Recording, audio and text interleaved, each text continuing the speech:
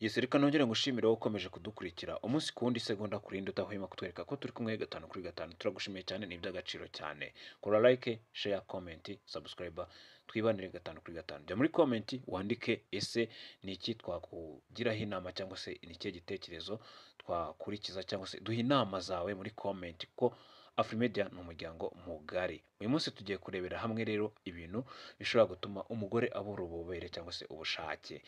Yes, iyo tuje kuganira gutya rero turi kuganira ku buzima bw'imyororokere, nta gikuba tuba twaciye, nta kibazo cya kirimo, ahubwo tuba tugira ngo twungurane ibitekerezo. Ntabwo ari ibi ngibi gusa tuzajya tuganiraho, tuzajya tuganira no ku bindi bintu by'ingirakamaro nko kuri business cyangwa se kugira inama abantu cyangwa se abafite ubuhamya tubugeze ku bandi, yewe n'ufite icyo ashaka kwamamaza. Amarembo arafunguye kuri Afrimedia Rwanda. Guys, rero ubu tugiye kurebera hamwe rero ibintu bishobora gutuma umugore agira ububobere buke cyangwa se abura ububobere cyangwa se abura ubushake.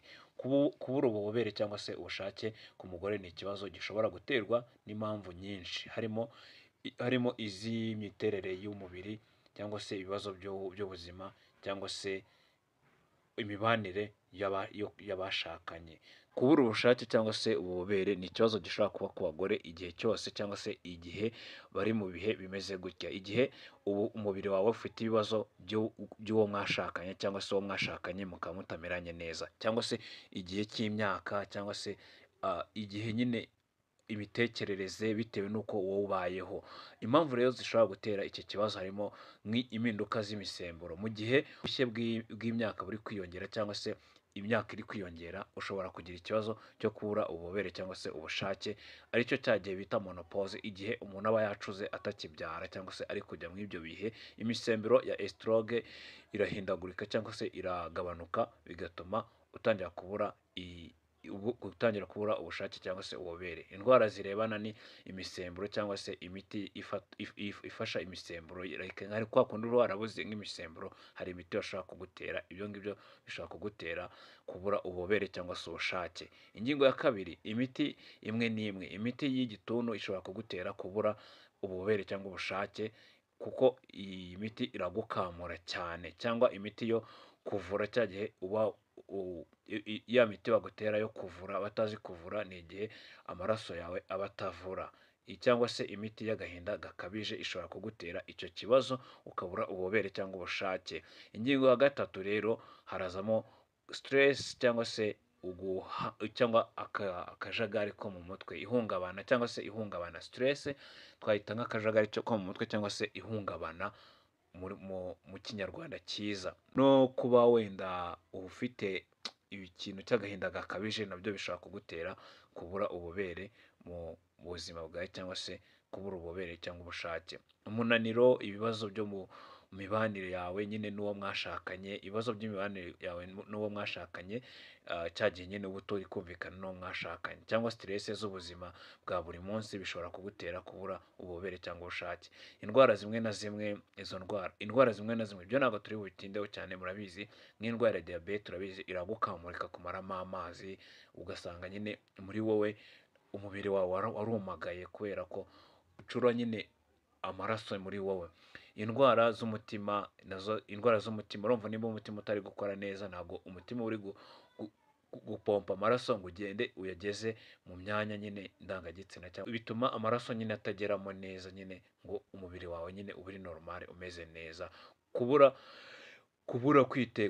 kwitegura bihagije. Kubura kwitegura bihagije ni cya gihe rero uri kumwe n'uwo mwashakanye cyangwa umuntu mukundana, ukaba nyine atagutegura neza ngo abanze agutegure agushyire ku murongo ngo umenye uko nyine umubiri ubanze ubyiyumvemo cyangwa se wisange muri icyo gikorwa, wisanishe n'icyo gikorwa neza.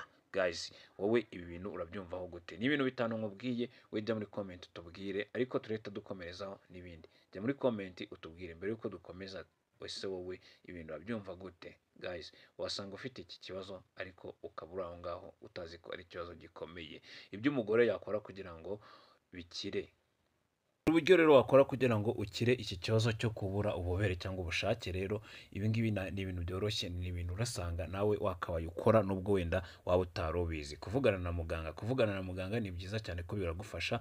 Hari abaganga bo mu mutwe cyangwa se n'abaganga basanzwe bashinzwe bino bintu bashobora kukuganiriza mukaganira akaguturisha ugatuza niba ufite ikibazo cya stress cyangwa se ikibazo cy'imibanire n'uwo mwashakanye, bigatuma ushobora gutuza ugasubira ku murongo, cyangwa se akakurebera imiti. Hari imiti yabugenewe, inama zikwiriye abantu bashakanye cyangwa se abantu bari muri ibyo bintu, ku buryo ushobora kuva muri ibyo bintu byo kuba muri ibyo stress wari ufite, ahubwo ugasubira bushyashya, cyangwa se ugakoresha icyo bita amavuta yongera ububobere bita lubricant.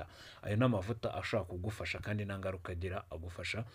Bayita lubricant, ntago ni ubwoko bwayo, ntago ari amavuta, ntago ariko yitwa, ariko ni bwo bwoko bwayo. Ni nk'uko wenda ushobora kuba wumva ngo amavuta runaka yitwa, bavuga amavuta wenda nka vaseline cyangwa se nk'igikotori, ni amavuta ari muri rusange. Ni rwo rugero wenda twatanga, ariko lubricant niko ayo mavuta yitwa, ashaka kugufasha kuri icyo kintu. Kunywa amazi menshi ni ingenzi kuko bituma wiyongera amazi mu mubiri, kandi ni byiza cyane kurenza ibindi byose wakora mbere y'uko wajya gufata iyo miti yindi. Gusa ntabwo nabibukije ko haruguru muri bya bintu bishobora gutera iki kibazo ko harimo inzoga nyinshi. Kunywa inzoga nyinshi utajya, nyine kunywa inzoga nyinshi especially noneho utajya, ni ikindi kintu gikomeye cyane gishobora kugutera kubura ububobere cyangwa ubushake. Ikindi gishobora kugutera ibyo bibazo harimo nko kuba wenda unywa amatabi arengeje urugero. Kunywa itabi ryinshi nabyo bishobora kugutera kubura ububobere n'ubushake, kuko iyo uri kunywa itabi rigukamuramo amazi cyangwa se rikamuramo amazi. Ababizi barabizi kuko iyo uri kunywa itabi akenshi mu muhogo harumagara. Ingingo twari turiho ku byagufasha gutuma ukiranuka n'iki kibazo cyangwa se utandukana n'ikibazo cyo kubura ububobere cyangwa ubushake. Gukoresha amavuta yongera ububobere ni byiza cyane, ariko biragufasha cyane. Ntabwo ngiye kuvuga ngo ni byiza cyane, biragufasha cyane, kuko bino bintu bishobora gutuma utangira ugaruka muri mood, ukazagera za stress zigashira, ibyo watekerezaga cyangwa se complex wari ufite zigashira, ukazagera ukumva ni nk'ibintu bisanzwe. Hari amavuta bita lubricant y'ubwoko butandukanye, harimo ashingiye ku mazi, nyine nk'ayo basuka usigaho cyangwa se bitandukanye, nyine abagiye atandukanye. Ayo bita ubwo muri make twahita water based ishobora kugufasha muri iki kintu, cyangwa se bita silicone iragufasha kuko iyi boro ikora neza cyane. Ku ngingo ya kane twihuta cyane, ko izi ni ingingo esheshatu zagufasha kuba wakiranuka n'icyo kibazo cyo kubura ububobere cyangwa ubushake. Harimo kwita ku mibanire y'uwo mwashakanye. Rero ni byiza cyane kuko bituma muganira, ugahambuka, ugabohoka, ukamubwira ikibazo uko cyaba kimeze cyose, gukora iyo bwabaga ukisanzura ko mwashakanye, ni byiza cyane.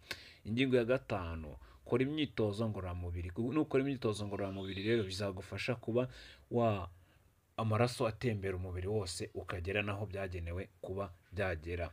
Ingingo ya gatandatu rero twihuta tugana ku musozo, kwihugura ku bijyanye n'imibonano mpuzabitsina cyangwa se imibonano rusange, cyangwa se ku by'abashakanye. Kumenya byinshi ku mubiri wawe ni ingenzi cyane, kuko biragufasha kumenya uko uzajya witwara, gusobanukirwa uko wakomeza umunezero wawe n'uwo mwashakanye. Ibyo bintu biragufasha cyane kuko niwiyungura ubumenyi uzamenya ikibazo ufite, umenye uko wagikemura, kuko hari ni byinshi. Numenya ibyo bintu uzamenya amavitamine uri kubura, utangire wiyiteho, ko hari na byinshi bikemukira mu byo kurya. Reke nimba ukunda kurya intoryi uri umugore, ni byiza cyane. Ukunda kurya ibintu by'ibihaza cyangwa se ibidegede, za kokombure, za watermelon, ni byinshi cyane tuzakora kuri iyo ngingo, tunaganire, babwire ibintu ushobora kurya bikagufasha kuba wagira ububobere cyangwa se ubushake. Nk'uko tuzagaruka kuri igice cya kabiri, tukavuga n'ibindi bintu byinshi. Nk'umugore utwite ashobora kubura ububobere. Ngayo nguko rero, we kora subscribe kuri Afrimedia Rwanda, dukomeze twibanire